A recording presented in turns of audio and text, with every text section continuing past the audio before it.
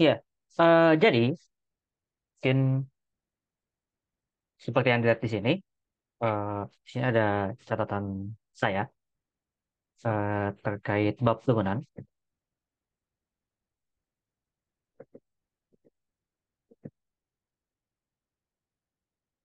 Ya, nanti kita bakal bahas ini buat 1-2 jam ke depan. Mungkin buat tadi yang datangnya jam 7-an, ini ya, udah ada di chat. Atau mungkin kalian juga bisa cek chat kali ya, kalau misalkan masuknya telat, saya juga nggak tahu. Tapi kalau misalkan nggak pun nggak masalah, karena poin yang dibahas sebenarnya di sini semua. Dan nanti pun bakal diupload juga gitu. Kayaknya. Jadi nggak usah terlalu khawatir. Oke, eh, mungkin di sini saya pengen eh, nunjukin apa ya? Mungkin poin-poin pentingnya tuh apa aja sih gitu ya? Kalau misalkan berkaitan sama ujian. Nah, jadi itu sudah record.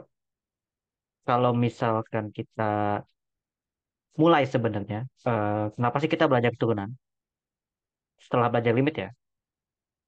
Pertama, karena kita tuh pengen menyelesaikan masalah ini gitu.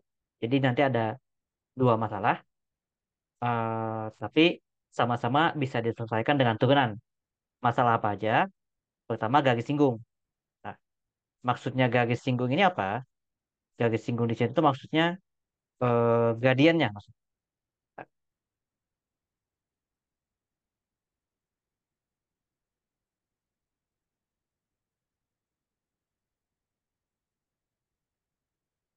Yang dipakai itu nanti gradiennya seperti itu.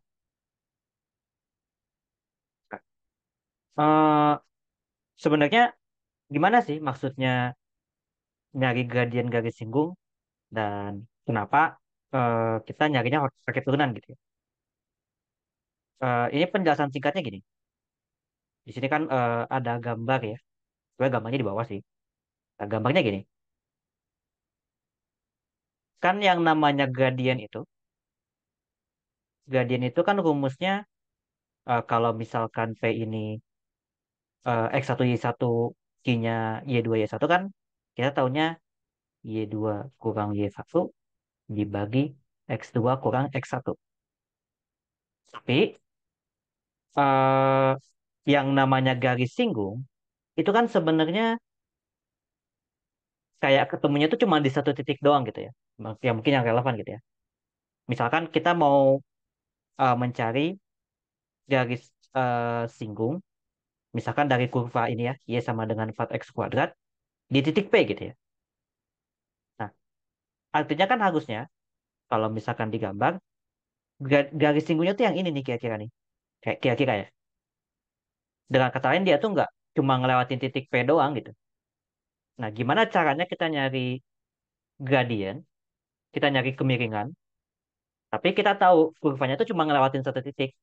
Jadi kalau misalkan kita punya X1Y1, kita tuh nggak punya X2Y2 gitu. Nah, makanya eh, konsepnya tuh nanti mencarinya tuh pakai konsep limit. Idenya gimana? Jadi mungkin kalau misalkan ditulis di sini, anggaplah ini tuh di sini satu ya, tapi kita anggap secara umum H. Nah, kalau misalkan X-nya H, Y-nya itu kan jadinya FH ya. Ini C, sorry, bukan H. So, ini C, C, ini FC. Nah, bayangkan dari titik P dengan titik Q itu bedanya H. Jadi di sini itu C plus H. Nah, di sini dia adalah FC plus H. Nah, karena kita punya gradien P dan Q, tentu saja eh, gradien dari garis potong,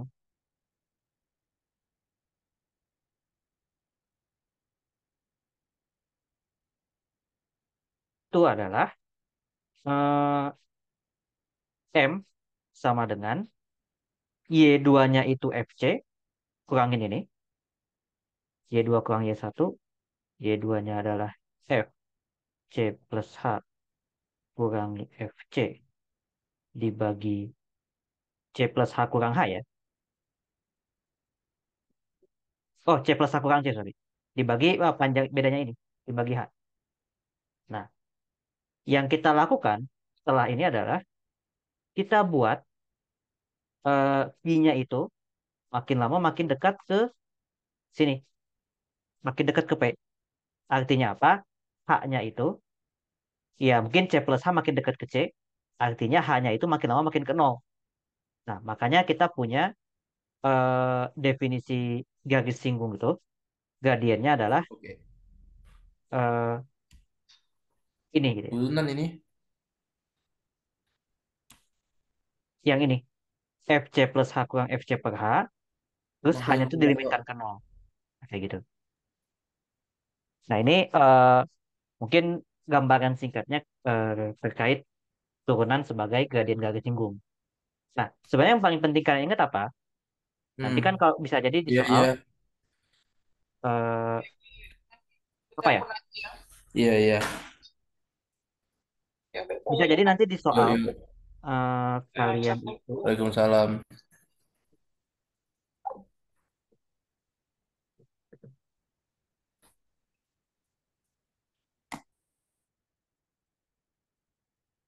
ya jadi bisa jadi nanti kalian kalau misalkan di soal itu, mungkin ketika bicara turunan tuh, kalian tuh diminta mencari kemiringan dari garis singgung gitu ya.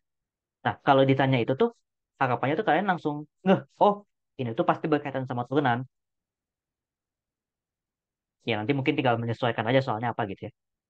Tapi harapannya tuh itu. Jadi kita kalian bisa langsung connect gitu kalau misalkan kita tuh bicara turunan ketika kita ngebahas gradien garis singgung. Nah, itu problem pertama, garis singgung. Problem kedua, ini ada namanya eh, kecepatan saat sebenarnya ya, yang bakal jadi paket turunannya dan ada kecepatan kata-kata. Nah, ini mungkin saya hapus dulu.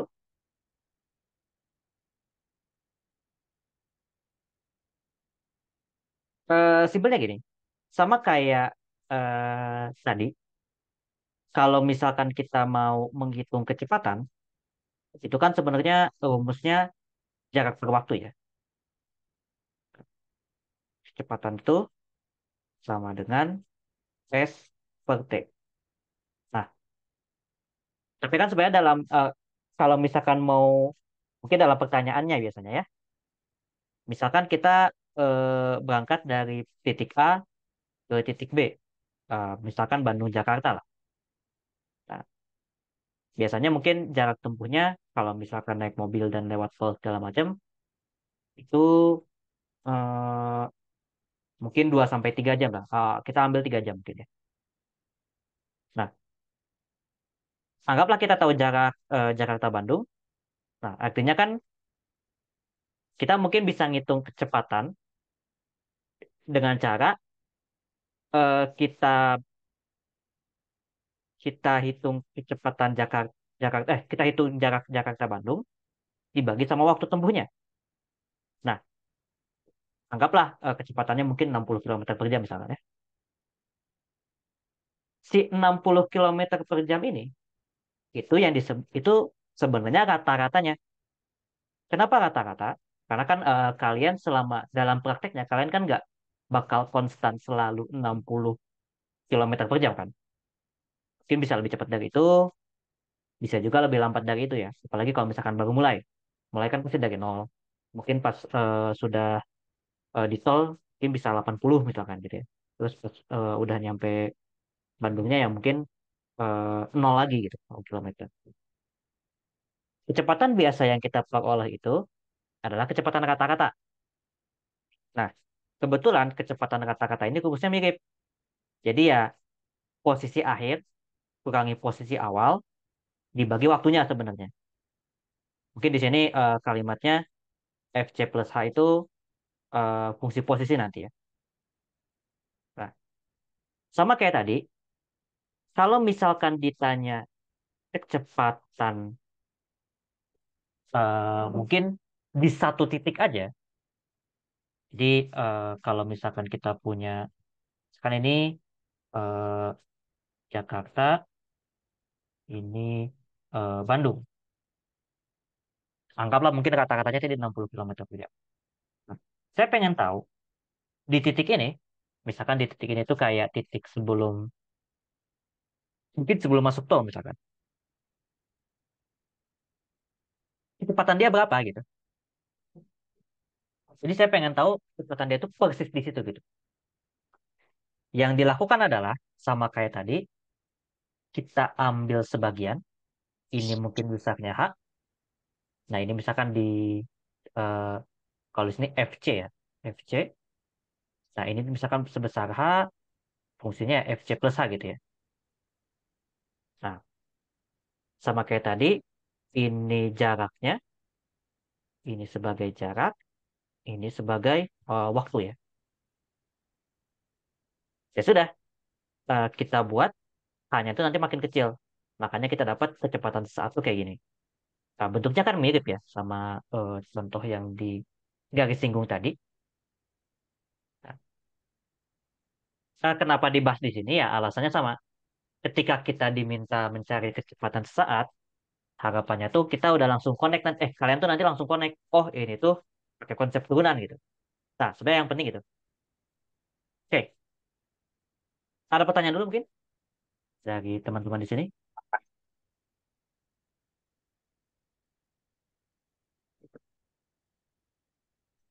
eh Aksal ya, open mic mau nanya sesuatu.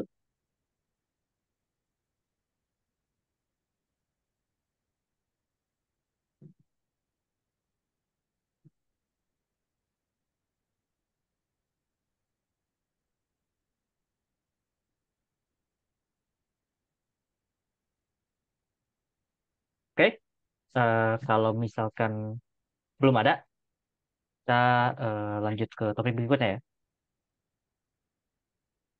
Topik berikutnya apa? Topik berikutnya itu adalah eh, turunannya itu sendiri gitu ya.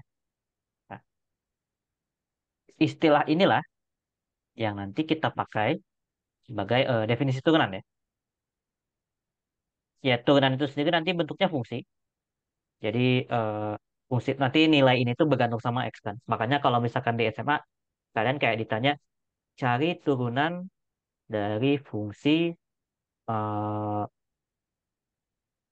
F, misalkan fungsinya 3x kuadrat misalkan, di X sama dengan satu. Nah, tentu saja eh, bisa jadi jawabannya berbeda ya. Kalau misalkan cari turunannya tuh di X sama dengan 2. Nah, karena bergantung sama X ya, artinya kita bisa treat turunannya sebagai fungsi juga gitu. Nah, ya ini mungkin istilah-istilah aja. Nanti kalian bisa baca. Itu dikirim kok catatan ini. Kalau misalkan F itu terdiferensialkan kepada X, itu kalau misalkan fungsinya ada gitu ya. Maksudnya bisa diturunkan. Ya ini istilah-istilah aja. Tadi sini artinya mungkin bukan full buat ini ya, buat ngajar juga, buat pribadi doang, tapi ya nggak masalah. Nah, sekarang kita coba cari turunan dari fungsi ini. eh Iya, pakai definisi gitu ya. Sebagai catatan, tentu saja kita tahu bahwa kalau misalkan ditanya ini, jawabannya berapa ini ya? Dua. Aksen satunya dua ya. Oke. Nah, kita simpan ini. Kalian juga ingat ini. Harusnya kalau misalkan kita pakai metode yang ini, definisi, jawabannya dua juga. Nah, oke. Ya, yang ditanya ini, kita coba tulis dulu ya, mungkin ya, biar kalian F aksen X itu kan sama dengan limit H mendekati nol F satu, oh sorry, F satu X plus H kurang F X dibagi H. Nah, kita punya ini. Karena yang ditanya F aksen satu, artinya semua X yang di sini diganti satu. Makanya kita dapat ini. Nah, kemudian karena kita tahu fx tadi kan sama dengan x kuadrat. Ya sudah, yang ini jadi satu plus H kuadrat, yang F1 jadi satu kuadrat. Nah, kemudian 1 plus H kuadrat itu kan kalau dijabarin jadinya ini tuh satu plus 2H plus H kuadrat kurang satu. Nah, satunya itu dicoret, makanya kita punya 2H plus H kuadrat ya. Makanya kita punya bentuk yang bawah ini.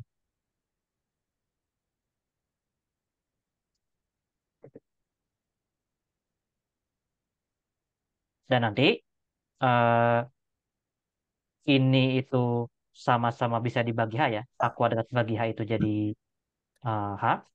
Saya tunggu dulu, sorry.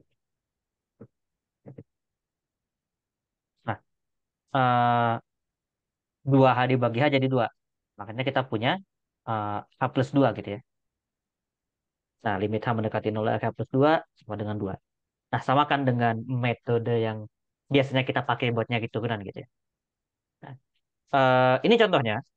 Cuma mungkin nanti kalian nggak bakal sering pakai ini karena di subbab berikutnya kita bakal bahas teorema-teorema yang mungkin apa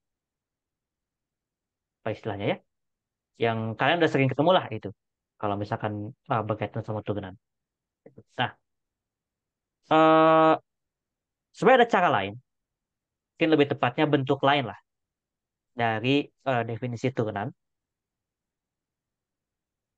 Jadi intinya adalah kalau misalkan eh, kan aslinya kita punya ini, ini kita punya bentuknya tuh harusnya limit H mendekati 0 F C plus H kurangi FC bagi H gitu ya. Nah, sekarang yang kita lakukan adalah kita mau ganti ini itu jadi X. Makanya kan nanti ini jadi X ya, Fx kurang Fc. Ya, Fc ini biarkan aja. Nah, H yang di bawah itu diperoleh dari X kurang C. Makanya yang bawah ini tuh jadi X kurang C. Kita dapat Fx kurang Fc per X kurang C.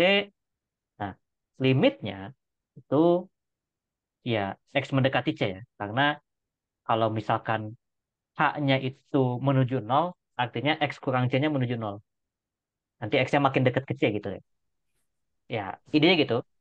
Cuma ya ini definisi lain aja. Nanti mungkin detailnya kayak latihan-latihannya mungkin bakal sering ketemu juga mungkin ya. Ya ini mungkin pertama kali ketemu mungkin ya. Nah, terakhir di sini tuh ada teorema. Eh, intinya kalau misalkan kita tahu fungsinya itu ada turunan di situ, maksudnya di suatu titik, artinya fungsinya tuh nyambung gitu di situ. Eh, kita rasa bakal masuk akal. Kalau ngebayanginnya itu, kalau misalkan kalian nyari garis singgung, tapi ternyata fungsinya putus di situ kan nggak masuk akal gitu ya. Kalau misalkan kita punya garis seperti ini, sorry.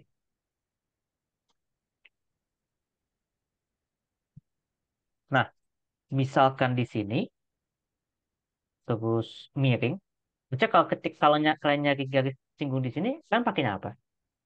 Kan kayak nggak masuk akal kan? Kayak nggak nggak inilah, ada aneh gitu pertanyaannya gitu kan. Karena mungkin agak susah juga kan. Eh, makanya kalau misalkan kita punya suatu fungsi yang bisa turunannya ada garis singgungnya, harusnya fungsi itu tuh continue di situ gitu. Ya, walaupun nanti sebenarnya semua fungsi yang nyambung, maksudnya nggak semua fungsi yang nyambung tuh punya turunan gitu ya. Nanti mungkin detailnya ada, cuman ya yang penting kalian ingat ini.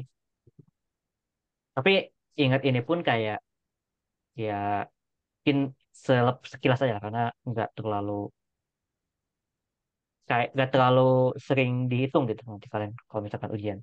Setahu saya. Ini terkait turunan ya. Nah,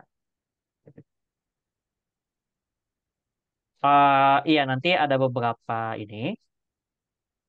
beberapa istilah juga. Jadi ini tuh mungkin beda atau selisih mungkin ya. Intinya adalah kalau misalkan kita kita punya X1 ke X2, artinya kan X2 X1 nih dia sama dengan delta X kan. Nah, terus delta Y-nya ngitungnya gimana? Ini saya rasa kalian udah familiar. Jadi mungkin kalau kayaknya kalau misalkan kalian baca mungkin kalian nggak gitu. Tapi kalau nggak nggak paham maksudnya apa. Intinya di sini tuh kayak kalau misalkan kita mau mencari beda dari X, dari Y, kalau misalkan X1-nya X2-nya tahu, itu carinya gimana? Nah, itu 2.2.4. Kalau 2.2.5, ini lebih ke kita ngenalin notasi yang lain kan. Kan selain kita pakai aksen, kalau misalkan turunan itu, eh, kita bisa pakai dy per dx kan. Oh ya, ini kalau misalkan y-nya sama dengan fx gitu ya. Nah, notasi yang kanan ini sebenarnya yang disebut notasi Leibniz. Nah, nanti ini mungkin agak sering dipakai. Eh, Kalian bakal lebih familiar pakai ini kalau misalkan eh, ketika kita bahas integral sebenarnya. Atau mungkin diferensiasi. Nah, ya, kayak gitu. Itu untuk kita pengenalan terkait turunannya sendiri. Apakah ada pertanyaan sejauh ini? Oke.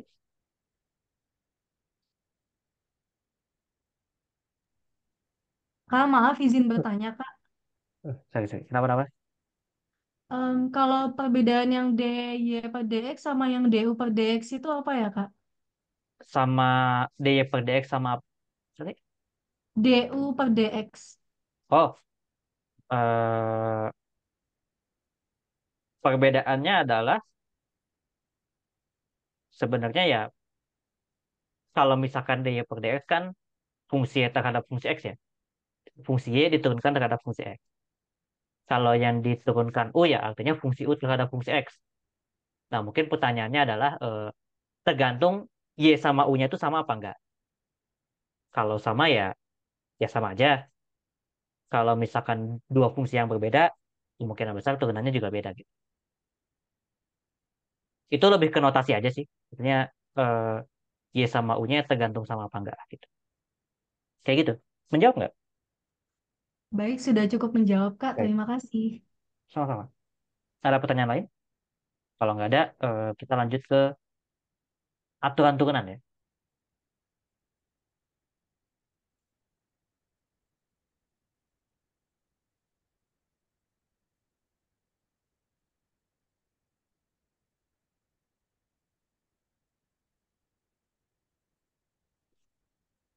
Oke, di kita lanjut aja ya.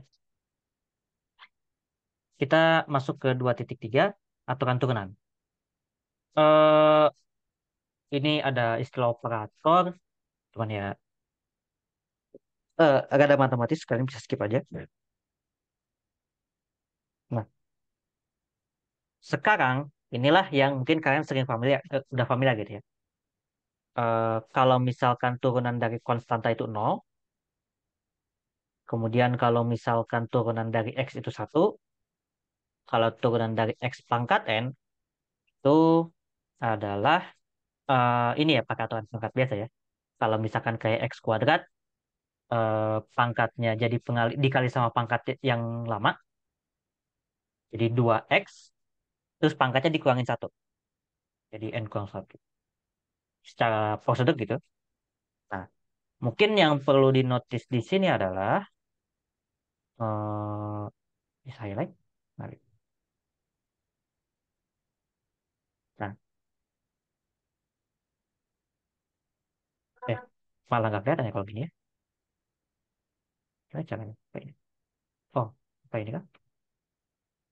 Oh, benar. Oke, oke. Di sini kita bilangnya N-nya tuh harus bilangan positif ya. Jadi maksudnya satu, 2, 3, 4. Oh, harusnya di bilangan bulat ya. Nanti kita ini. Cuma sebenarnya nggak masalah juga sih. Nanti mungkin saya pengen perbaiki aja. Eh, Kenapa kita bilangnya bilangan positif dulu? Padahal kan nanti akhirnya sebenarnya kita bisa pakai ini untuk semua nilai n.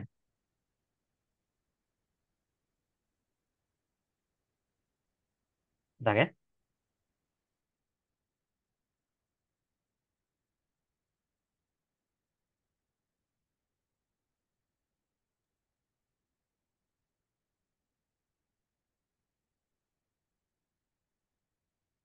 Ya, kita ulang dikit. Jadi kalau misalkan fx sama dengan x pangkat n, nah di sini n-nya tuh baru positif kan. Nah, sebenarnya eh, alasannya itu adalah ya karena nanti kita tuh belum bisa ngedefinisi ini. Nanti sebenarnya di bab bawah dijelasin detailnya gitu. Bahwanya itu berlaku buat bilangan negatif juga, nanti berlaku untuk bilangan rasional, pecahan gitu ya. Misalkan x pangkat 3/2 turunannya tuh sama kayak gini apa enggak. Itu nanti dijelasin juga. Tapi eh, ketika awal ngebuktiin, mungkin kan kalau di bukunya itu harus matematik lah ya. Jadi harus ada buktinya. Pertama tuh ngebuktiin untuk bilangan positif dulu gitu.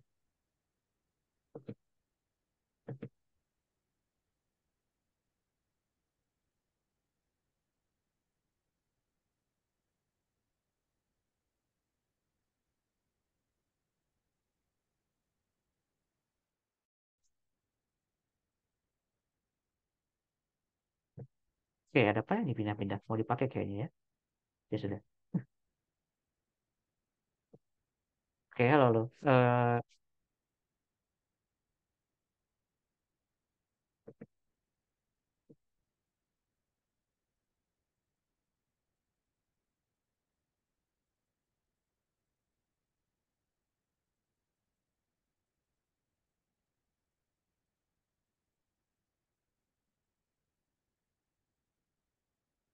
Sebentar. Ini tidak tidak ini ya, tidak jelas ini.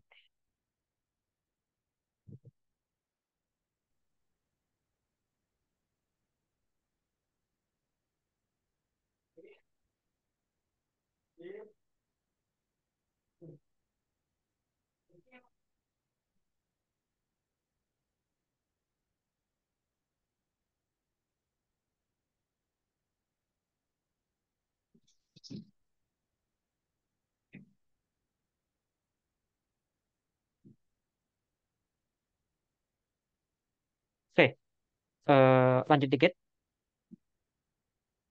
Tapi eh, nanti sebenarnya kalian bakal bisa pakai ini untuk semua bilangan gitu. Cuma mungkin nggak sekarang gitu ya. Kalau kalian ingatnya itu dulu. Terus ini tuh kalau misalkan di sini mungkin sebutnya operator linear. Kenapa?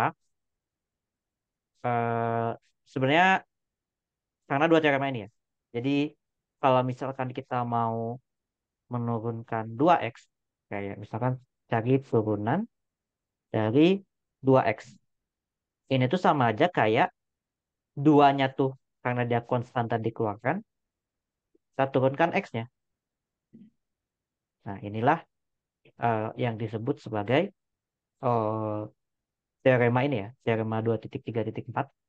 Nanti ini, nah kalau 2.3.5 itu kalau misalkan kita mau menurunkan misalkan x kuadrat tambah 2x gitu ya. Nah, ini bakal sama dengan eh, kita turunkan x kuadratnya dulu, habis itu kita turunkan 2x, baru dijumlah. Jadi kalau misalkan kita mau menurunkan suatu fungsi yang berpenjumlahan, itu tuh sama aja kayak jumlah dari turunan masing-masingnya gitu ya. Nah, di sini mungkin istilahnya operator linear karena dua ini tuh operator linear gitu ya. Ya ini kalian saya rasa udah familiar. Kalau misalkan yang negatif ya tinggal ganti aja tanda positifnya jadi negatif ya. Jadi berlaku juga. Nah, mungkin yang agak ini ya aturan perkalian dan pembagian ya. Jadi ini perkalian, eh, kalian punya dua fungsi. Terus kalau misalkan kalian mau tahu turunannya apa, caranya adalah kalian turunin satu-satu. Jadi misalkan fx dx, ya udah gx-nya aja yang diturunin, fx-nya dibiarin. Nah,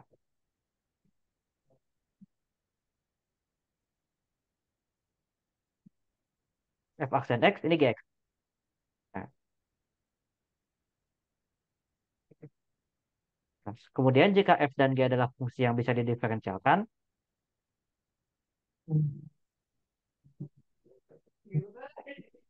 artinya eh, ya ini turunannya f aksen g kurang f g aksen dibagi g kuadrat ya. Ini kalian udah sering pakai harusnya. Nah, dengan teorema ini nanti bisa dibuktikan bahwa teorema aturan pangkat yang tadi itu bisa berlaku juga untuk bilangan bulat negatif.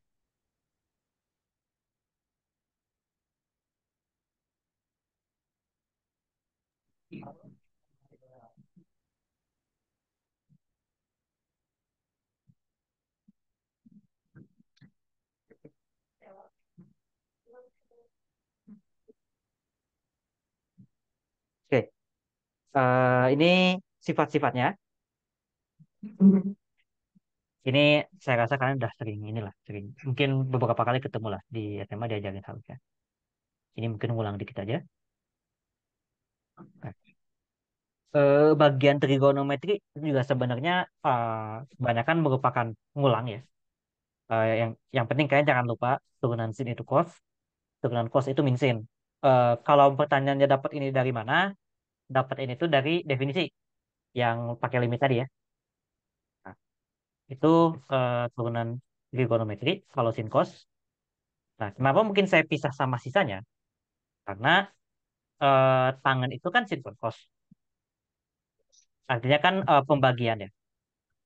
Nah, artinya nanti sebenarnya kalian bisa cari pakai aturan pembagian yang udah dijelasin di sebab sebelumnya gitu ya.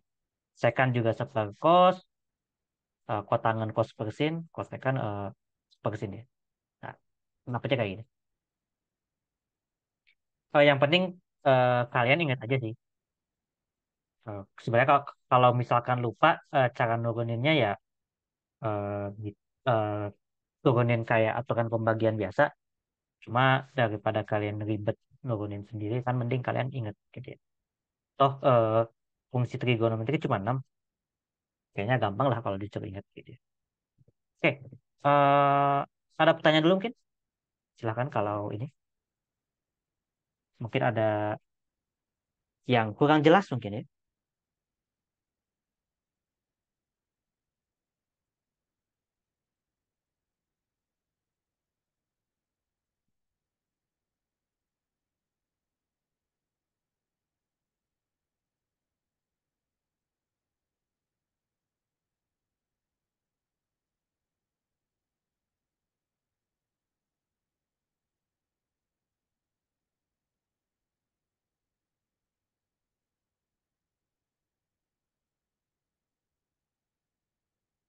Aman kan ya kalau gitu?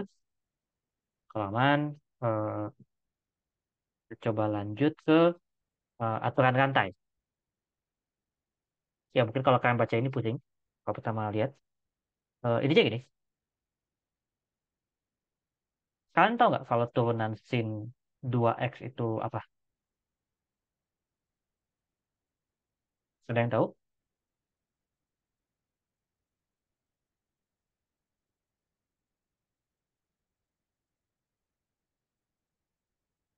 Apa turunan dari sin 2x?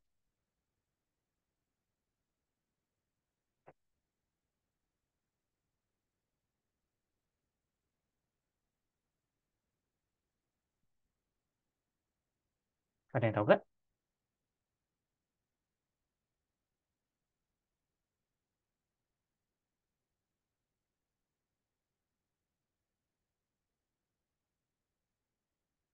Eh, oke, andaikan belum tahu ya, mungkin kita bahas di sini ya. Ada yang jawab 2 cos 2x. Oke. Ya, jawabannya benar, 2 cos 2x. Tapi kalau saya tanya kenapa, jawabannya apa? Kenapa turunannya 2 cos 2x? Mungkin lebih tepatnya dapatnya kayak gimana gitu ya. Gitu ya, kalau kenapa tuh. Cara dapatnya gimana? Eh, Atau mungkin yang kalian tahu apa sih gitu ya, terkait cara nyari turunan ini gitu ya.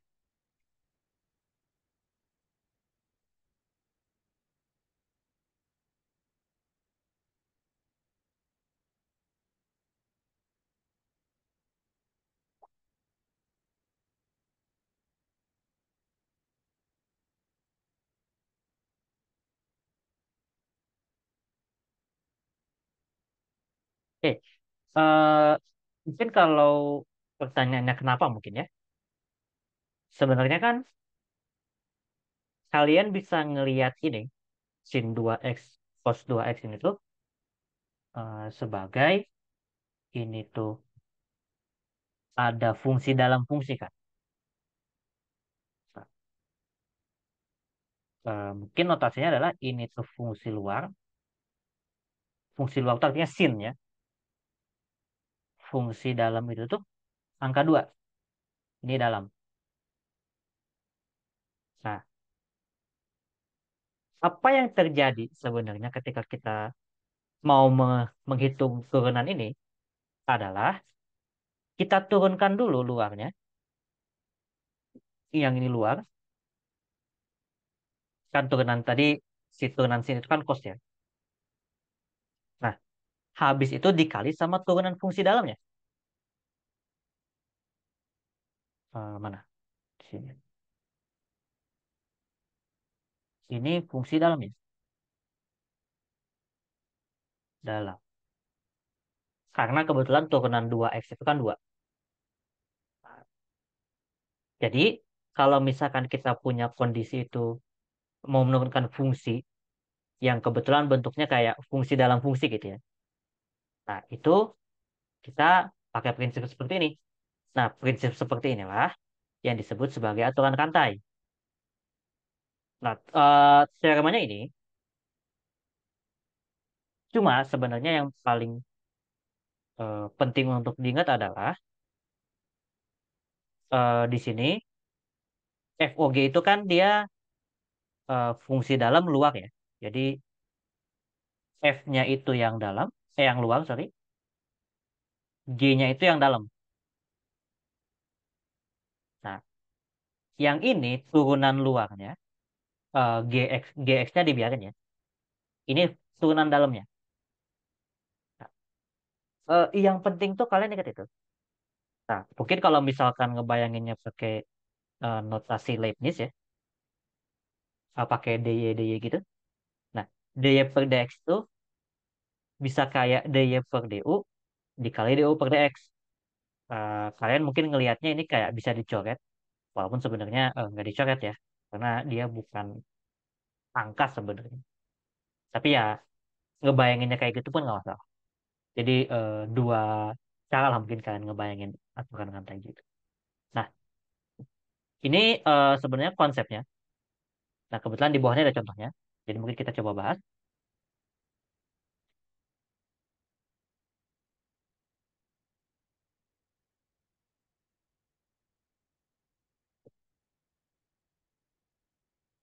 Oke, misalkan fungsi sederhana aja. Kita mau menghitung Y sama dengan 1 plus X pangkat 15. Nah, karena mungkin di sini ceritanya kita mau pakai aturan rantai ya, kita harus lihat 1 plus X pangkat 15 itu sebagai f gx, fungsi dalam fungsi. Nah, pertanyaannya fungsi luarnya apa? Fungsi dalamnya apa? Kelihatannya sih kalau di sini eh, fungsi dalamnya itu yang ini. Ini fungsi dalam. Si mungkin kalau di FOG ya GX-nya ini.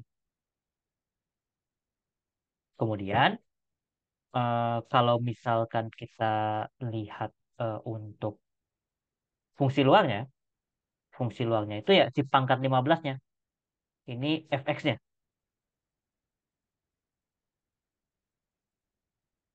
Jadi fungsi dalamnya itu satu plus x-nya doang. Fungsi luarnya tuh si pangkat 15. Makanya di sini, kalau kita lihat contohnya, fu-nya itu sama dengan u pangkat 15, gx-nya itu 1 plus x. Dua itu yang perlu kalian ingat. Nah, dari sini, ketika kalian udah bisa mengidentifikasi fg, yang mana fungsi dalam atau yang mana yang fungsi luar, nah, kalian kan tinggal langsung masukin aja gitu ya ke rumusnya gitu ya. Jadi nanti diperoleh, kita coba turun dulu. Nah, turunan dari fungsi terhadap x, itu ya maksudnya turunan ini, artinya kita turunkan dulu nih si pangkatnya gitu ya. Turunan u pangkat 15 kan 15 u pangkat 14. Atau sebenarnya nanti ini jadi 15 x pangkat 14 ya gitu ya. 15 dikali u-nya itu 1 plus x pangkat 14. Nah, gx-nya itu ya tadi kan 1 plus x. G aksennya ya turunan dari 1 plus x. Turunannya adalah 1, makanya ini dikali 1. Ya udah, turunannya adalah 1 plus x pangkat 14. Nah, jadi cara pakai aturan kata itu gitu. Sama lah kayak sin 2x tadi mungkin ya. Kalau misalkan mau sedikit lebih kebayang. Nah, tentu saja ini bisa nggak dua kali doang. Maksudnya bisa beberapa kali.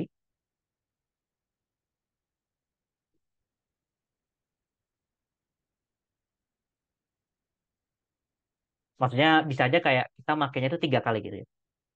Nah, ini contoh berikutnya. Jadi di sini kita mau menurunkan y sama dengan sin pangkat 4 3x kuadrat. Nah, apa maksudnya sin pangkat 4 kayak gini? Artinya sinnya tuh pangkat 4. Jadi sin ini kali sin ini sebanyak 4 kali. Ya mungkin kalau misalkan ini ya, ini sin kali sin. Ya, saya nggak nulis dalamnya karena lama takutnya. Sin kali sin gitu ya. Jadi sinnya ada 4. Nah, artinya tuh fungsi luarnya banget nih berupa pangkat 4. Saya bahasanya ini bukan kubik ya. Saya kira ini pangkat 3 tadi. Oke, dia tipenya di situ. Nah, dengan aturan rantai, artinya kan pangkat 4 ini kalau kita treat sebagai fungsi luar, kita turunkan dulu nih pangkat 4-nya. Eh, Kalau misalkan ini itu sebagai U misalkan ya, ini kan artinya jadi U ya. Nah, U pangkat 4 artinya ya 4 U pangkat 3 diturunin. Nah, yang di highlight itu jadi U-nya. Nah, habis itu jangan lupa cari turunan dari fungsi dalamnya. Kebetulan fungsi dalamnya yang kuning ini. Nah, gimana cara nyari fungsi yang ini? Kalian pakai aturan rantai lagi. Jadi sin pangkat 3x kuadrat ini eh, turunin dulu sinnya jadi cos. Nah, habis itu turunin dalamnya 3x kuadrat. Kebetulan turunannya 6x. Habis itu dikali semua 24x ini kayak gini. Nah, intinya kayak gitu.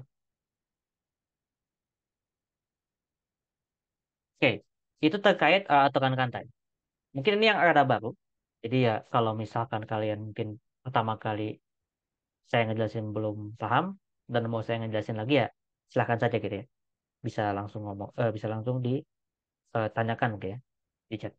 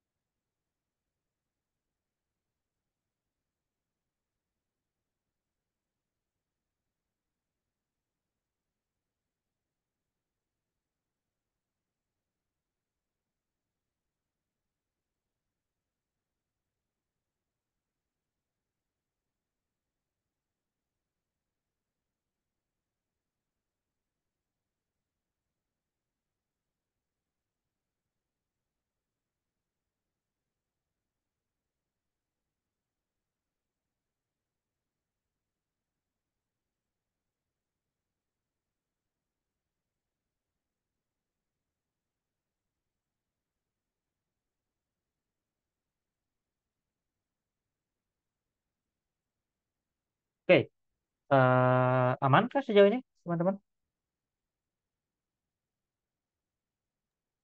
Aman, Kak. Oke, kalau aman, kita coba lanjut ya. Saya nggak banyak sih, mungkin poinnya.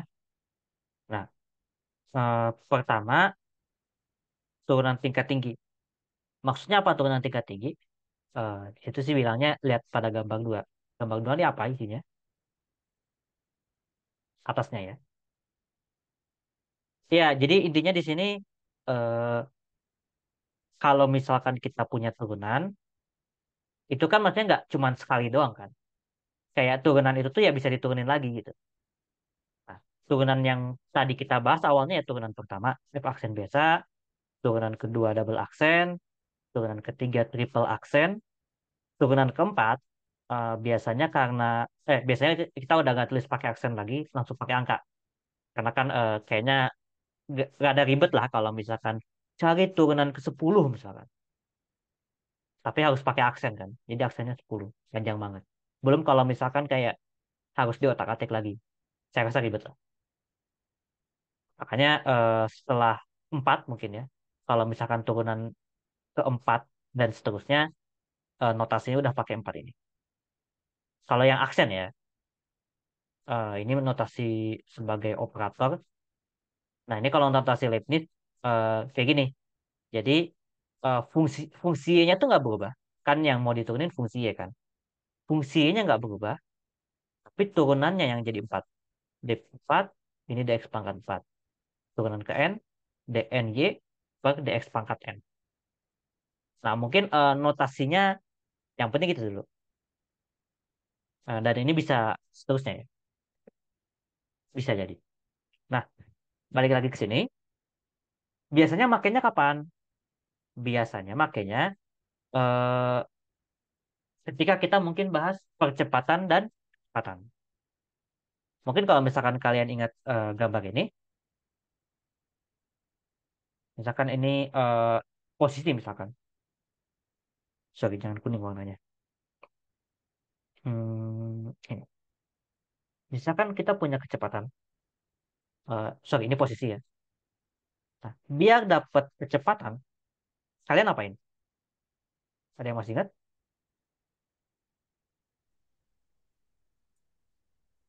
Diturunkan ya. Betul, diturunkan kan. Mungkin kalau misalkan S-nya berupa fungsi ya, kecepatannya itu diperoleh dengan menurunkan fungsi posisi itu gitu.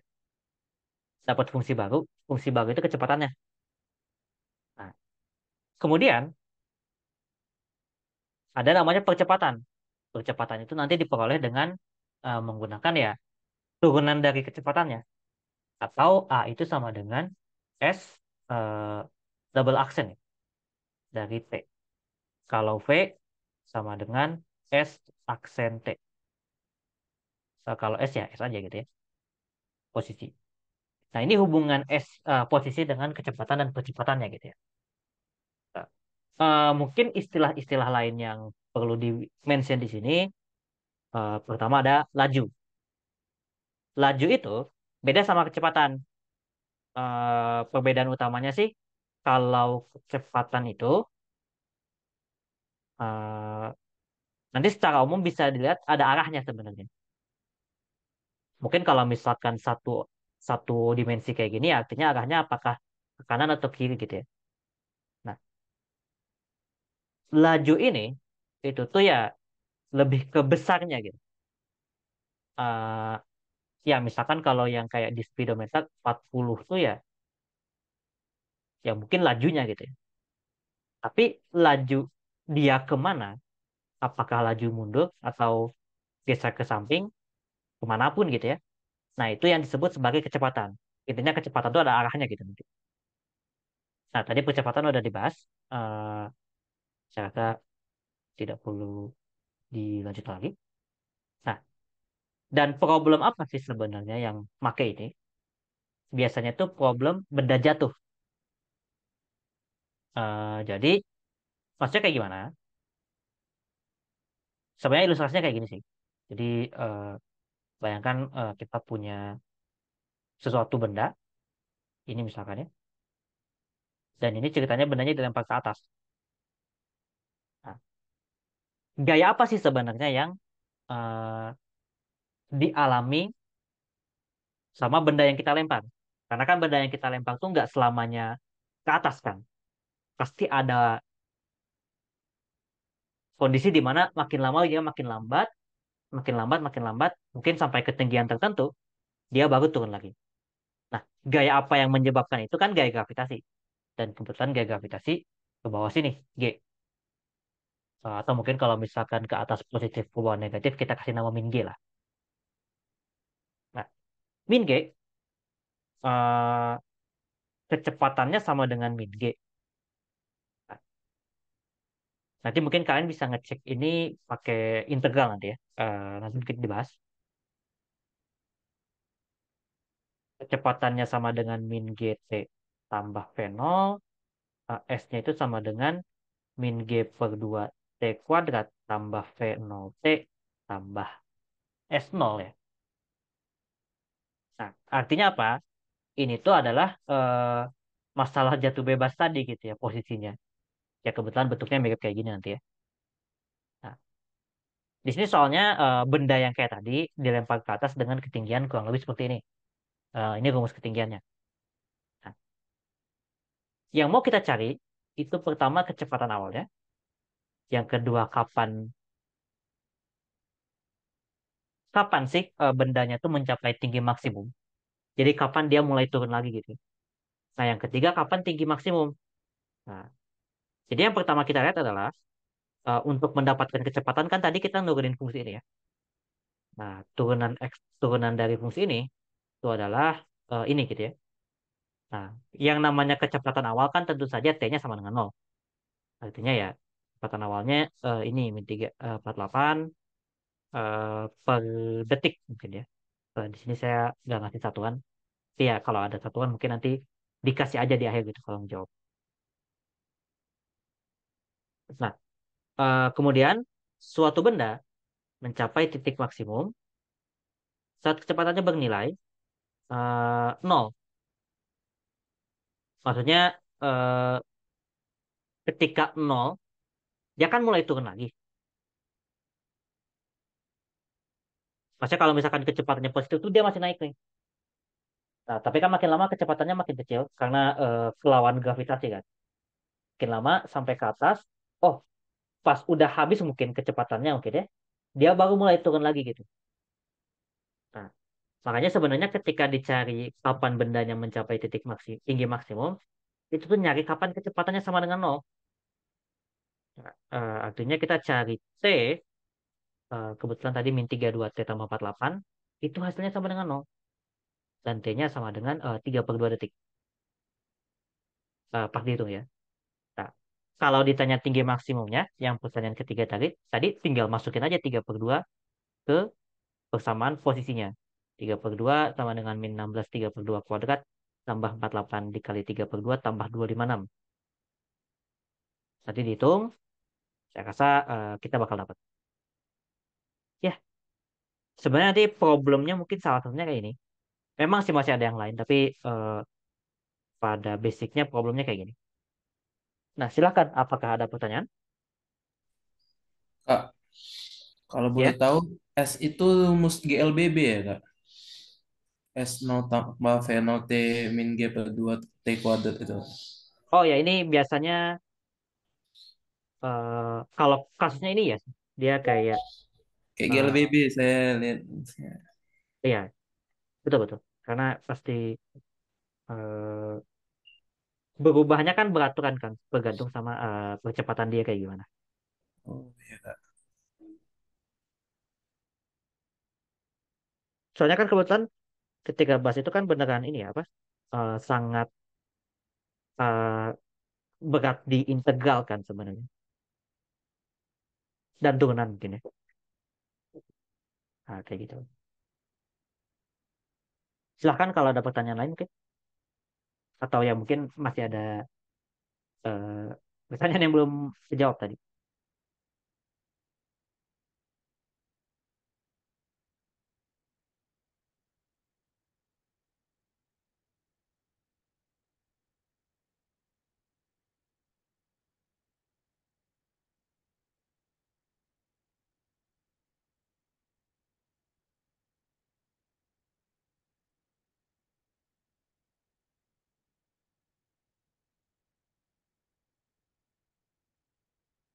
Oke, kalau misalkan belum ada, eh, kita coba masuk ke topik berikutnya. Nah, topik ini yang mungkin dan setelah ini ya mungkin ya, yang kesannya ada baru. Jadi mungkin kita pelan-pelan aja. Nah, ini saya hapus.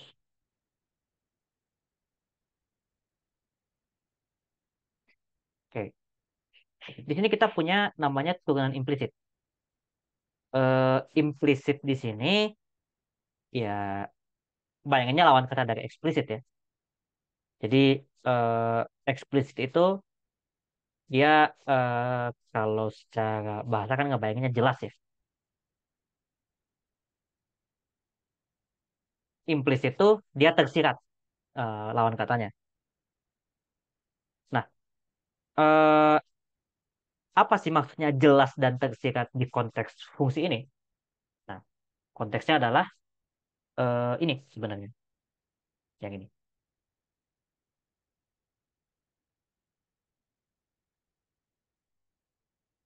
Jadi kan kita selama ini selalu bekerja ya. Ketika kita mencari turunan, itu fungsinya itu Y sama dengan sesuatu gitu. Dan sesuatunya ini ya terhadap X gitu ya. Tapi bagaimana kalau misalkan sesuatu ini tuh kayak Y-nya itu, dia tuh fungsi. Tapi nggak bisa ditulis kayak gini. Eh, nggak bisa tuh mungkin kalau dalam konteks mungkin ribet atau segala macam gitu ya. Nah, fungsi yang kayak yang nggak bisa ditulis dalam bentuk ini, kita bisa lihat dia sebagai fungsi implisit gitu ya. Nah, cara nyari turunannya itulah yang disebut sebagai problem turunan implisit. Nah, gimana sih cara nyarinya? Contoh masalah, contohnya kita bisa lihat di sini. Nah, kita punya contoh yang menjelaskan bagaimana cara mencari turunan implisit, misalkan fungsinya x y sama dengan satu. Nah, kebetulan ya, kalau misalkan kalian punya ini kan sebenarnya bisa ditulis jadi fungsi yang biasa ya. Y sama dengan 1 x.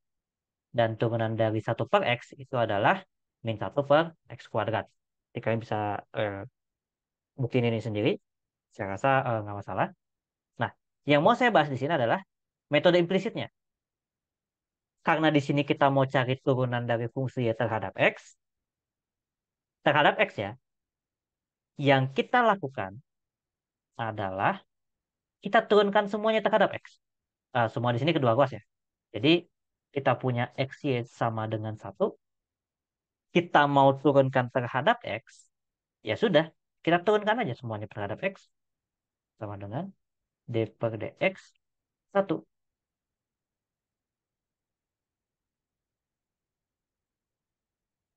Nah, dari sini, oh yang ini kan gampang dia jadi nol. Yang ini eh, kalian ngebayanginnya itu sebagai aturan rantai. Jadi mungkin X-nya dibiarin dulu, baru misalkan ini FG ya, ini F, ini G. Nah, yang X-nya itu dibiarkan dikali D per DX kali Y, ditambah, ya mungkin nanti saya tulis. Eh, sekarang ini D per DX dari X dikali Y, sama dengan nol. Mungkin kalau misalkan dikasih highlight di sini, ini tuh F-nya, nah ini F aksen. Terus kalau misalkan ini G, aksen, sorry, ini G-nya. Ini kan aturan perkalian yang biasa kita kenal. Nah, yang ini nanti bakal diperoleh ini itu X dy per dx tambah. Nah, turunan X terhadap X kan satu. Satu kali Y sama dengan nol. Nah, kita mau nyari ini, ya tinggal dimodifikasi aja gitu ya. Biar dapat dy per dx sama dengan sesuatu. Nah, di sini dy per dx-nya bisa dicari tanpa mungkin kita tahu fungsinya apa gitu ya. Iya, kita tahu persamaannya doang. Nah, detailnya nanti ditulis ada di sini sebenarnya detailnya. Jadi mungkin kalau misalkan dilihat di sini, Nanti dapat dy per dx itu sama dengan min y per x. Eh, ini tadi cara yang saya jelasin di sini proses. Jadi ya mungkin kalau misalkan kalian mau ngulang lagi, tinggal ngulang lagi dari sini nggak masalah. Nah, memang pada umumnya kalau misalkan kalian ngitung turunan implisit, kemungkinannya kalian masih ada bentuk y juga gitu ya di solusinya gitu ya. Nah, y-nya bisa dihilangkan apa enggak tentu tergantung sama ya kita bisa nggak sih nulis y-nya itu dalam bentuk x gitu. Nah, kebetulan kan di sini bisa y-nya sama dengan sub x tadi pakai cara yang metode pertama gitu ya. Nah, ya udah kita bisa peroleh dy per dx-nya y-nya diganti sama sub x. Jadi kita punya min satu per x kuadrat. Nah, sama metodenya kayak yang tadi.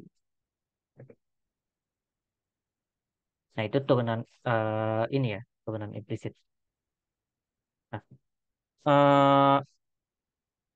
eh di sini mungkin ada aturan pangkat lagi sebenarnya poin apa yang dibahas di sini sekarang bilangan rasional tuh udah bisa diturunkan pakai ini apa namanya aturan pangkat untuk turunan ya yang x pangkat n tadi. Nah kalau n-nya bilangan rasional tuh ternyata rumusnya masih sama. Dibuktinya pakai aturan kata ini turunan implisit ini sebenarnya. Tapi ya udah. Itu mungkin contoh aja. Maksudnya kalian pun nanti bakal sering pakai ini untuk bilangan yang lain. Apapun sebenarnya bilangan itu juga boleh kalau pangkatnya real. Silahkan kalau ada pertanyaan.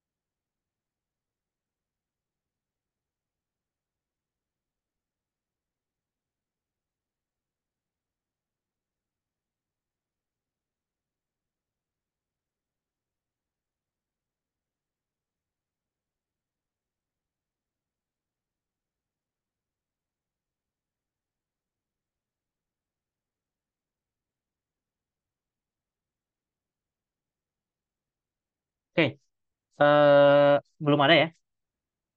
Nah, kalau belum ada, kita coba lihat problem ini sebenarnya. Mungkin yang bakal rada susah nanti topik yang ini, karena nanti ini biasanya soal cerita. Jadi namanya laju berkaitan. Apa sih maksudnya laju berkaitan? Tentu saja di sini maksudnya kalau misalkan Y di sini ya daya per dt-nya laju terhadap waktu ya. Eh Rate sih sebenarnya. Kalau misalkan bahasa Inggrisnya ya. Cuman ya eh, mungkin saya belum tahu padanan yang cocok di bahasa Indo. Tapi jadi ya udah pakai laju aja. Nah, andaikan suatu variabel Y bergantung sama T. Artinya daya per dt laju terhadap waktu. Nah, andaikan ternyata Y-nya itu bergantung sama X. Dan mungkin ternyata dx per dt-nya kita tahu. Nah, bisa aja kita nyari daya per dt gitu. Nah, ini tuh laju yang berkaitan nih. Maksudnya kalau misalkan dx per dt-nya berapa, daya per dt-nya pasti ngikut juga. Nah, karena ini soal cerita, jadi mungkin di sini ada prosedurnya nanti ya. Gimana sih caranya untuk menyelesaikan masalah ini? Pertama coba gambar dulu sebenarnya. Gambar, terus nanti kalau misalkan ada, kan udah ada gambarnya tuh. Artinya kan nanti kayak ada panjang sesuatu, besar sesuatu atau apa gitu ya. Kayak besaran-besaran yang perlu dicari gitu ya. Nah, coba identifikasi itu dulu. Kayak cek dulu sebenarnya apa sih yang dicari, variabel apa yang berubah sama waktu, apa yang enggak. Nah, kalau yang enggak berubah sama waktu ya jadi angka. Kalau misalkan yang berubah sama waktu jadiin variabel, istilah nama gitu ya. Nah, Nomor dua, tentu saja tentukan dulu apa yang kita tahu dari soal. Misalkan kecepatan ini berapa, terus panjang ini berapa, misalkan. Yang lain lah. Nah, eh, habis dari situ tentu saja ya kita juga cari tahu dulu di step 2 ini apa sih sebenarnya yang mau diminta gitu. Kita diminta nyari apa sih gitu ya. Tanyanya apa? Nah, ini step 2. Identifikasi dulu problem kita tuh mau apa gitu problem kita. Nah, step ketiga, kan tadi ada dua variabel ya, misalkan Y sama dengan X. Nah, coba hubungkan Y dan X ini ke dalam satu persamaan matematik. Nah, nanti hasilnya nomor tiga ini persamaan. Misalkan Pitagoras gitu, atau persamaan yang lain. Nomor empat, nah persamaan yang diperoleh di nomor tiga ini tuh diturunin secara implisit ke materi sebab sebelumnya terhadap variabel T. Nah, setelah ini, kalau misalkan kita perlu substitusi segala macam ya, baru substitusi. Jangan disubstitusi setelah dapat modelnya gitu ya, setelah dapat persamaannya. Langsung, enggak, turunin dulu biasanya. Baru nanti masukin ke solusi. Nah, ini saya kasih contoh sederhana.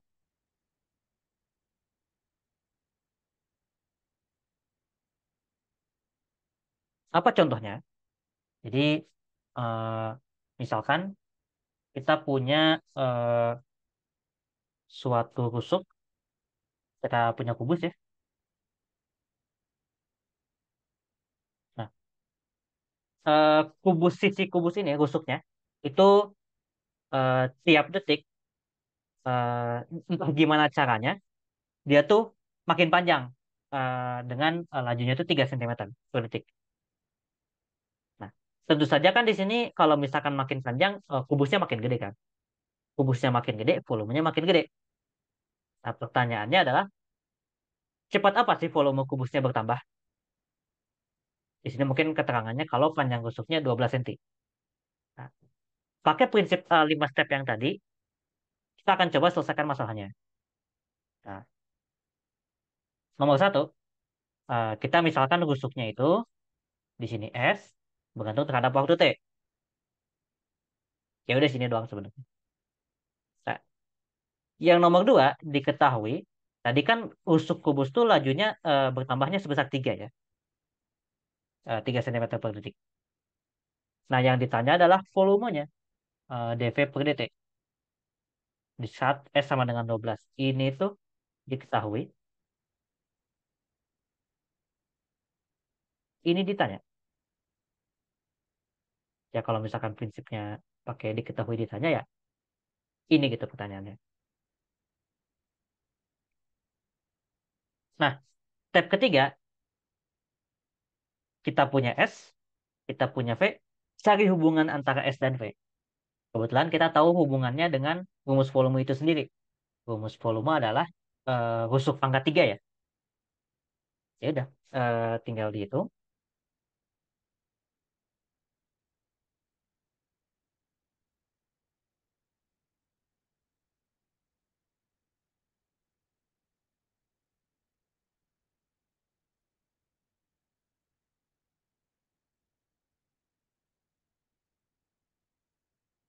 Mungkin di bawahnya ada sebenarnya. Saya hapus dulu ini biar pas nurun gampang. Oke. Nah, eh, hubungannya ini volume sama dengan S pangkat 3. Step keempat, kita turunkan secara implisit terhadap T. Kita turunkan V terhadap T. Kita turunkan X pangkat 3 terhadap T. Jadinya ini dV per dt. Turunan S pangkat 3 kan 3S kuadrat. Nah, ini diturunkannya pakai aturan rantai. 3X kuadrat dikali turunan S. Nah, step 5, baru kita masukin angka-angkanya. Kita pengen cari pas S sama dengan 12, ds per dt-nya sama dengan 3. Nah, ya udah, kita eh, masuk ke sini. Substitusi nilai S sama dengan 12 dan ds per dt sama dengan 3 cm per second ke persamaan yang tadi terakhir. Diperoleh ini 3 dikali 12 kuadrat dikali 3 sama dengan 1296 cm kubik per second. Nah, jadi idenya kurang lebih kayak gitu.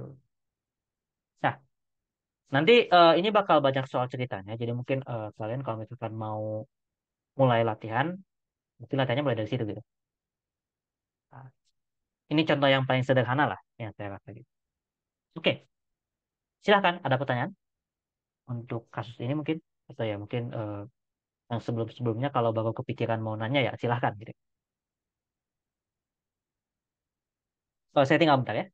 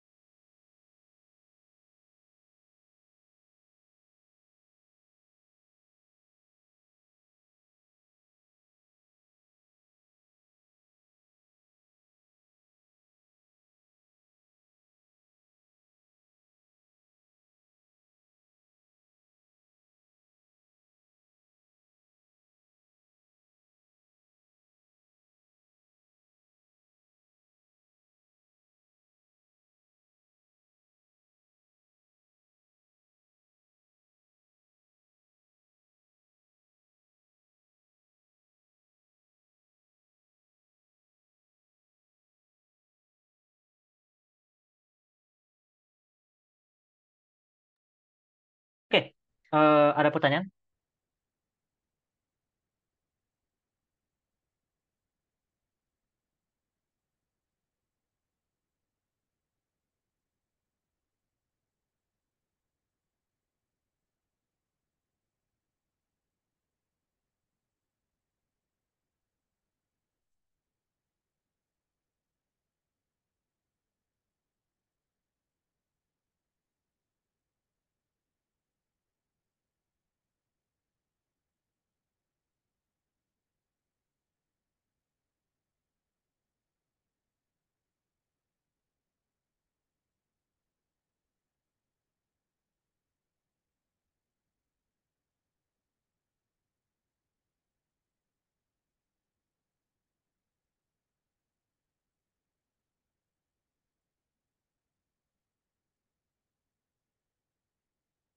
Oke, kalau nggak ada, mungkin kita bahas topik terakhir eh, hari ini.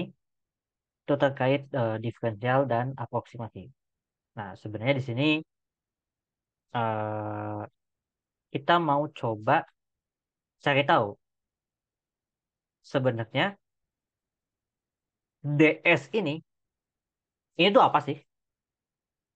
Kita kan taunya DS per DT ya, turunan S terhadap T gitu ya.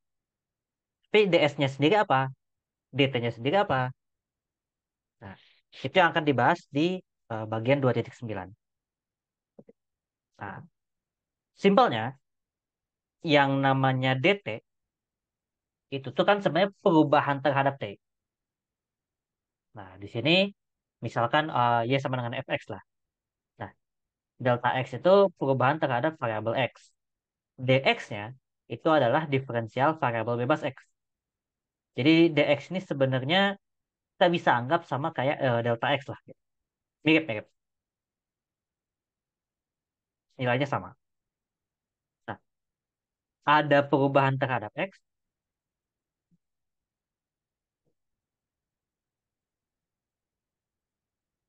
ada perubahan terhadap Y.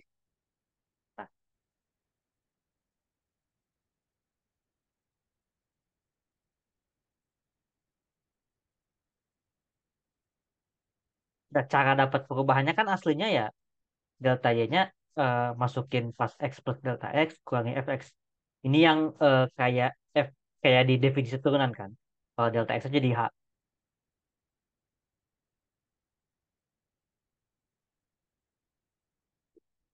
DY itu disebut sebagai diferensial variabel bergantung nanti namanya. Nah, definisinya itu pakai f aksen X dx.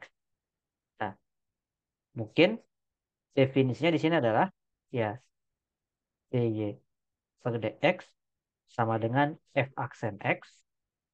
Ini tuh kalian dapatnya kayak dx-nya tuh dipindahin ke ruas kanan gitu. Jadi dx-nya naik. Nah, ini aja gitu.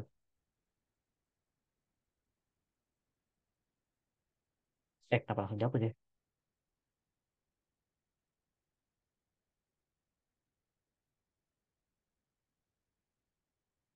Nah, kurang lebih kayak gini. Nah, eh, sifat-sifat yang berlaku, oh ya, definisinya ini, terus sifat-sifat yang berlaku di turunan, kayak tadi turunan, eh,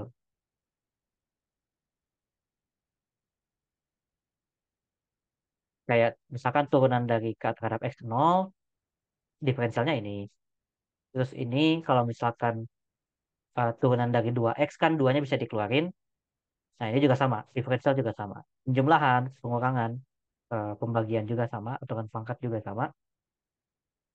Nah, ya mungkin itu detailnya kayak gitu. Ini terkait diferensial. Nah, selain diferensial, tentu ada namanya aproksimasi. Nah, aproksimasi ini, kalau misalkan, anggap lagi di problemnya. Misalkan kita tahu akar 9 itu sama dengan 3. Nah, akar 9,1 kalau ditanya jawabannya berapa, kalau nebak ya paling ya deket-deket 3 juga gitu ya. 3, sekian lah. Nah, itu kan sebenarnya proses aproksimasi gitu ya. Nah, problem ini tuh sama kayak kalau misalkan fx-nya ini tadi akar 9, ini tuh adalah akar 9,1.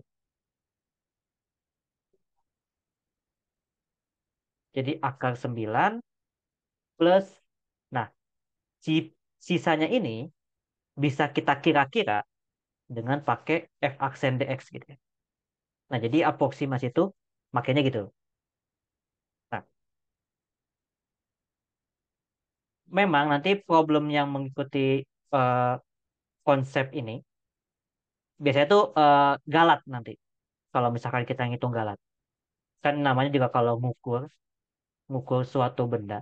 Maksudnya kayak misalkan pakai penggaris ngukur panjang kertas. Misalkan dapat 15 cm.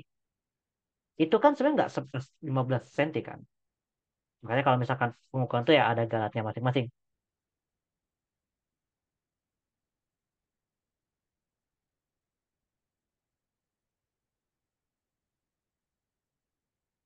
Nah, contohnya apa? Contohnya gini. Jadi bayangkan, misalkan kita ngukur panjang tabung misalkan ya. Ini eh, tingginya persis 12 cm lah. Mungkin dia nggak terlalu ribet. Soalnya kalau misalkan tingginya ternyata nggak juga, nanti ngitungnya eh, ngitung errornya rada ribet dan kita belum bahas di semester 1. Nanti kita baru bahas semester 2. Tingginya 12 cm. Diameternya, nah pas dihitung, ini adalah 6 plus minus 0,005. Nah, kita coba hitung volume dan tentukan estimasi galatnya gitu ya.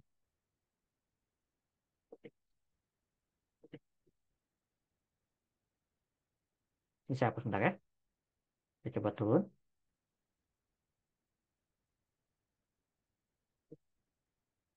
Nah, jadi dari masalah ini, kita tahu tingginya segini, diameternya D-nya 6, delta D-nya 0,005.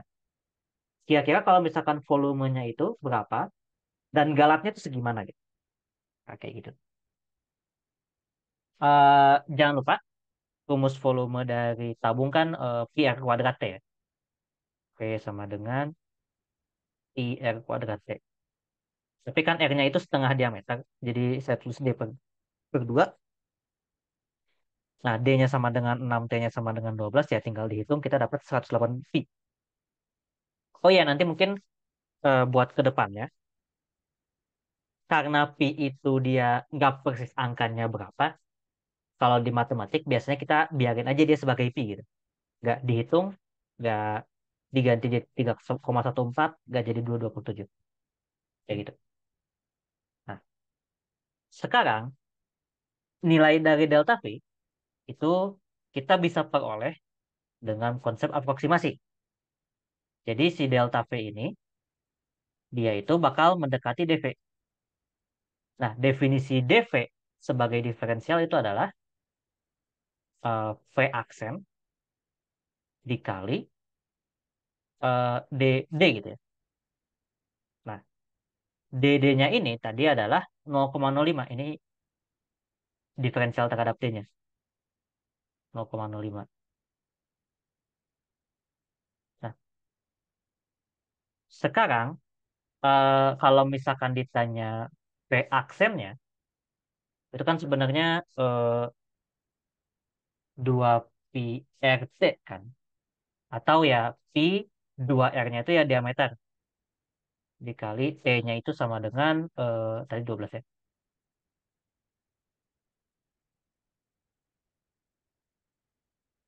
Nah, saya punya ini. Semoga saya nggak salah hitung.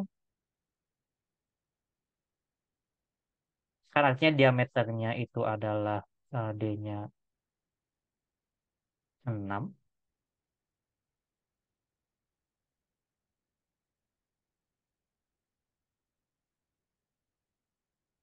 Oh, oke. Ya, dikali 12 ya. Mungkin nanti dihitung. Ini saya coba cek ini ada mistake apa enggak. Tapi nanti prosesnya kita tinggal kalikan sama 0,18 ini. Nah, ini tuh yang jadi errornya. Nanti udah jadi plus minus gitu loh. Ya, idenya kayak gitu.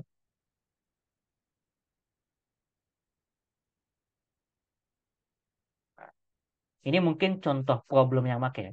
Nanti mungkin ada beberapa contoh yang mirip. Kebetulan juga kita belum kita masih ada setengah jam mungkin ya. Ya mungkin kita habis ini kalau misalkan masih ada waktu kita bahas beberapa soal sederhana ini. Ya. Silakan, apakah ada pertanyaan? Ya mungkin dari contoh ini mungkin ya. Ada yang mungkin kurang jelas.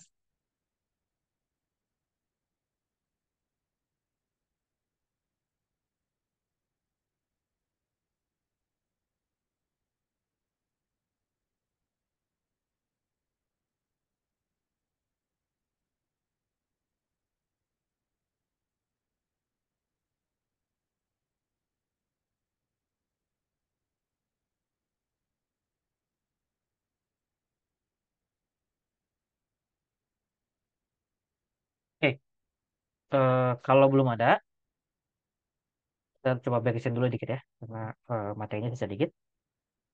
Nah, kalau misalkan ditanya delta V doang, itu namanya galat mutlak. Ukuran galat lain itu namanya galat relatif. Galat relatif ini definisinya sebenarnya dibandingkan sama V yang biasa sih. Mungkin delta V-nya mungkin ya, bukan dV. Oke. Nah, mungkin itu idenya. Oke, pertanyaannya kapan pakai galat mutlak dan kapan pakai galat relatif? Tentu sesuai pertanyaan ya. Cuma kenapa dua ini tuh perlu? Eh, Ngebayanginnya tuh kayak gini. Kalau misalkan kita bicara bangunan, mungkin teman-teman di sini ada yang mau masuk sipil ya. Galat, kalau misalkan kita bikin bangunan, terus galat dari mungkin dari bentuk kita, itu kayak plus minus 1 mili gitu ya. 1 milimeter maksud saya. Nah, itu kan sebenarnya kalau kita ngitung galatnya 1 milimeter itu kan cukup kecil kan untuk model konstruksi bangunan gitu ya. Nah, tapi mungkin kalau teman-teman di sini ada yang biologi dan mungkin belajar mikro, artinya mungkin sel-sel gitu. Satu galat 1 mm itu tuh hitungannya gede. Nah, galatnya itu sama-sama galat mutlaknya sama-sama 1 mm, tapi galat relatifnya itu jauh berbeda gitu ya. Galat relatif untuk bangunan itu sangat kecil, galat relatif untuk mikro itu sangat besar. Karena ya mungkin selnya juga kecil ya gitu ya. Jadi 1 mm tuh kalau galatnya segitu tuh lebih ngaruh gitu dibandingkan 1 mm galat jembatan benda lain mungkin. Oh, terakhir ini. Jadi kalau misalkan kita punya aproksimasi linear dari suatu fungsi f pada titik A, itu eh, kalian bikinnya pakai persamaan garis. Jadi ini kayak y-nya sama dengan eh, apa ditambah ini gradiennya dikali x kurang A. Ini kayak mirip y kurang y1 sama dengan m dikali x kurang x1. Tapi di sini x1, y1-nya itu sama dengan a, fa. Terus f aksen A-nya itu sama dengan m. Jadi gradiennya itu. Tinggal pakai ini buat ganti persamaan di atas, dapatlah aproksimasi linear. Namanya linear nanti bentuknya kayak garis kalau misalkan di ini. Ada yang gak linear, ada, tapi kita nggak bakal bahas sekarang. Normalnya bahasnya semester depan, kalau misalkan kurikulumnya nggak ganti. Ya, materi untuk turunan, kalau misalkan kalkulus kemungkinan sebagian besar ini doang sih. Silahkan ada pertanyaan atau enggak. Saya mungkin coba cari contoh-contoh soal yang lain mungkin ya.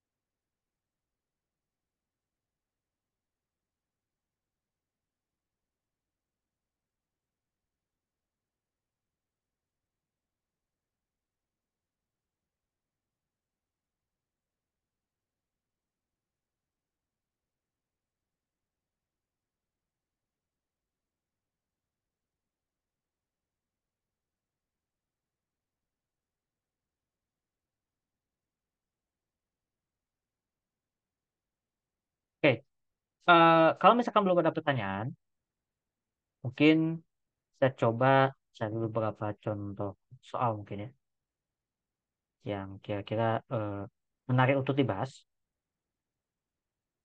Hmm, kayak kira-kira ya. Mungkin yang nggak ada susah kayaknya untuk dibahas mungkin fungsi implisit ya. Jadi mungkin kita bahas itu dulu. Nah, ini ada beberapa contoh eh, fungsi yang nggak bisa ditulis dalam bentuk eksplisit. Mungkin ya, saya juga nggak tahu. Nah, kita akan coba eh, cari dy per dx ya gitu ya. Jadi kita cari turunan dari y, tentu untuk problemnya menyesuaikan gitu ya. Kita coba lihat, mungkin saya coba kerjakan yang B nih. Nanti mungkin kalau misalkan kalian mau latihan, bisa sisanya. Atau C juga nggak masalah sih sebenarnya. Saya coba kerja yang C. Jadi, saya punya X pangkat 3 plus Y pangkat 3 sama dengan X pangkat 3 Y pangkat 3. Kita mau nyari dy per dx. Karena kita mau nyari terhadap dx, artinya kan yang kita lakukan adalah kita turunkan semuanya terhadap x.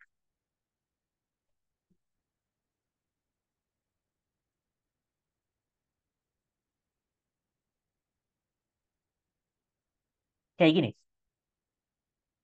Nah, untuk dapat turunan masing-masing, ya kita cek aja. Ini turunan dari X pangkat 3 ditambah turunan dari Y pangkat 3. Sama dengan, nah yang ini jadinya pakai aturan perkalian ya. Ini jadinya X pangkat 3-nya diturunkan dulu. Dikali sama Y pangkat 3. Ditambah. Sekarang ya, Y pangkat 3-nya yang diturunkan. Nah, kita punya ini. Lalu kita turunkan masing-masing. Turunan X pangkat 3 adalah 3X kuadrat. Turunan Y pangkat 3, karena Y-nya fungsi terhadap X, kita tulis sebagai 3Y kuadrat dy per dx. Nah, ini bakal sama dengan eh, yang ini 3x kuadrat y pangkat 3 ditambah eh, 3x pangkat 3 y kuadrat. Nah, setelah dari sini, karena kita mau nyari dy per dx di sini, ya sudah, kita pindahkan yang nggak ada dy per dx-nya ke ruas kanan. Kita punya 3y kuadrat dy per dx. Ini sama dengan 3x kuadrat y pangkat 3 tambah 3x pangkat 3. Oh, sorry, ini harusnya ada dy per dx-nya. Artinya, eh, yang ini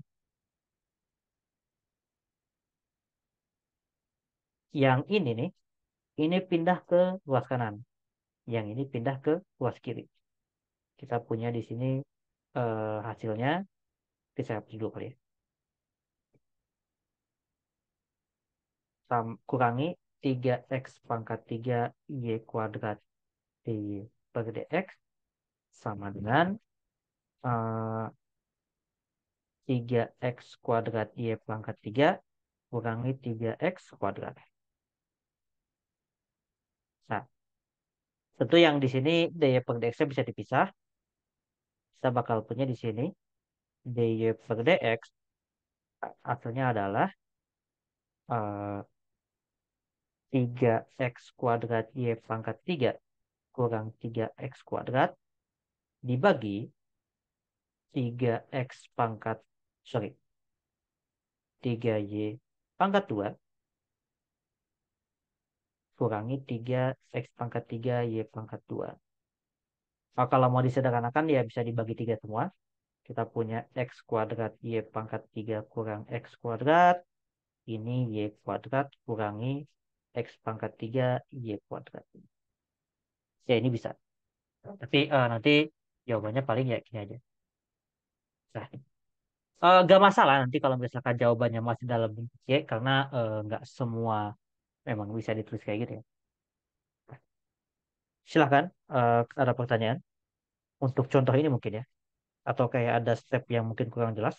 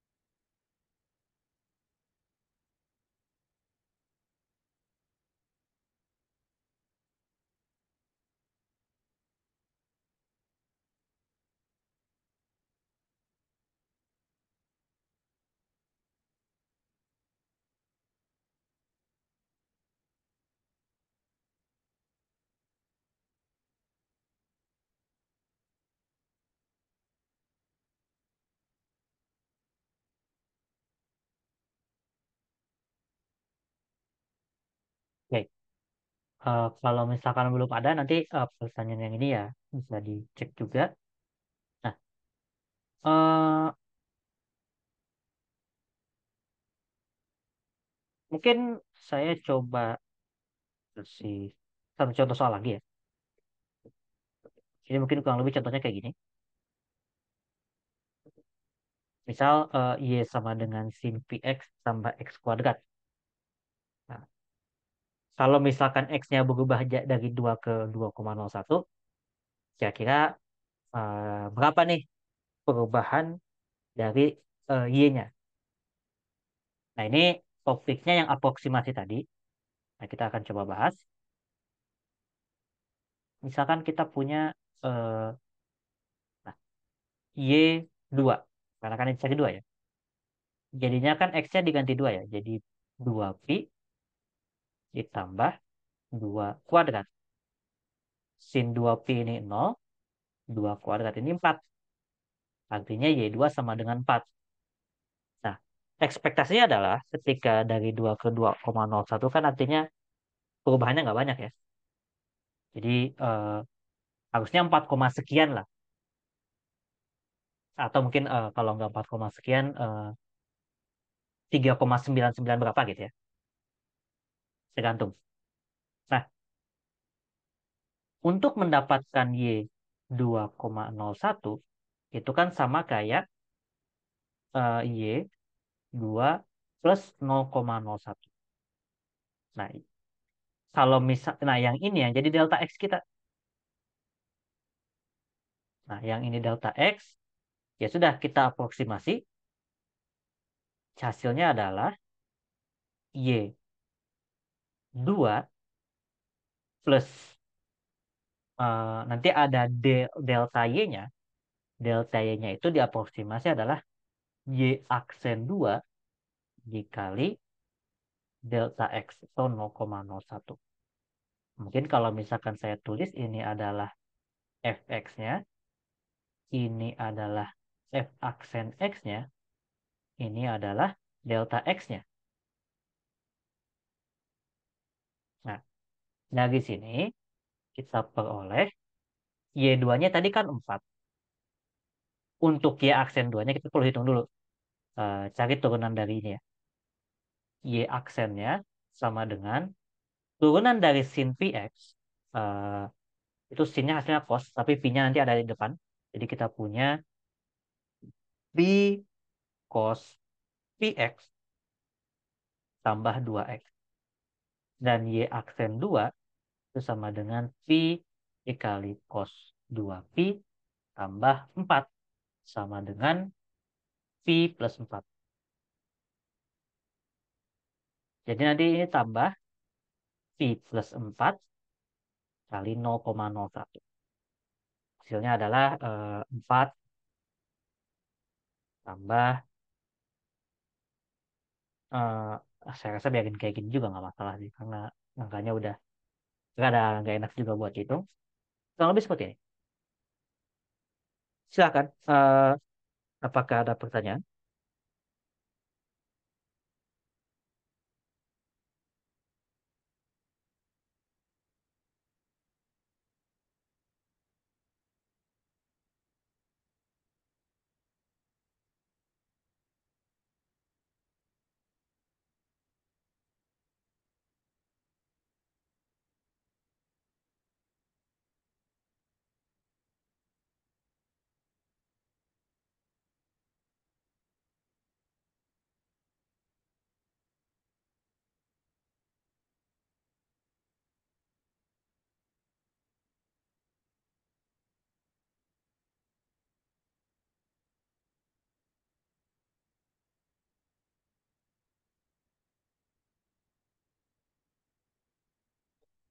Oke.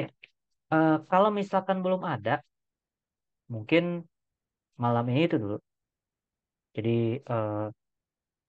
materinya nanti udah ada di catatannya. Nanti catatannya bakal saya kirim juga, sekaligus dengan catatan yang ini. Eh, kita ketemu lagi, insya Allah minggu depan ya, hari Jumat. Paling dari saya itu, saya izin tutup. Assalamualaikum warahmatullahi wabarakatuh.